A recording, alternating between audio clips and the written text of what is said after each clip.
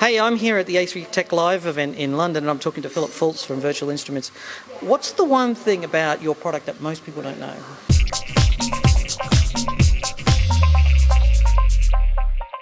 I think a lot of people think of the Virtual Wisdom product as a monitoring tool. Yeah. And when in reality, it's actually an analytics platform. Sure. And so this is the new platform now. So today we just had a presentation.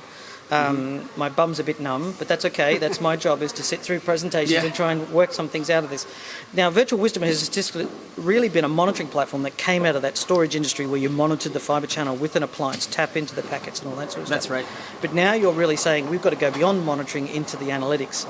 That's right. That well-known path. Yeah. That's absolutely. And there's a couple key components here. One is being able to understand the context. So instead of just getting time series data and showing customers fancy graphs, we need to be able to understand what's on top of that data. We need to be able to put a face to the data. Yeah. And so discovering the application architecture is important, and then being able to apply different analytics to ensure SLAs, I think, are extremely important. It's like the example you said, if something spikes to 170 megabits for 15 seconds, if you do a time series roll-up, it turns into 50 meg over 5 minutes, blah, blah, blah. So what you're actually doing is you're doing one thing, you're capturing more data about that.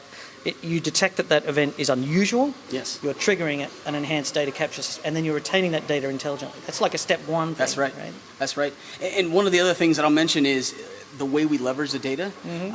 Our aim is to be the brain behind the orchestrated data center. In order to do that, you have to have the best data. Yeah. You have to have analytics on top of that to feed those orchestration engines and be able to rebalance workloads in real time. So you're heading towards, there's a group of companies out there that talk about observability. So it's not just analytics, they're trying to post a sort of a post-analytics world. It's not just visibility. You go visibility, analytics, observability. You've got to actually have this intelligence interpretation around the engine. So in my mind, it's certainly about this feeding into intent. I want my system to self-heal, to self-configure, to self-adapt, however you want to say that. I need data to feed into my configuration decisions. That's right. Yeah. That's right. And, I think the key part here is, in the world we live in today, people are making updates every minute.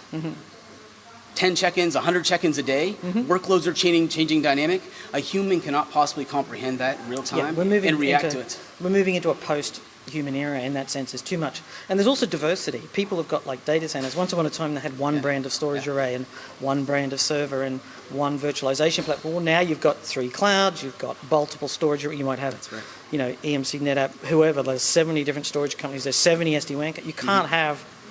You're not going to be able to do the same. That's right. And I think it's where some of the rebalancing analytics come into play. Sure. And certainly we want to be able to give customers the ability to see how they should rebalance their workload in real time. So Virtual Instruments is actually a networking company. It's not normally one that you would know about, but there you go.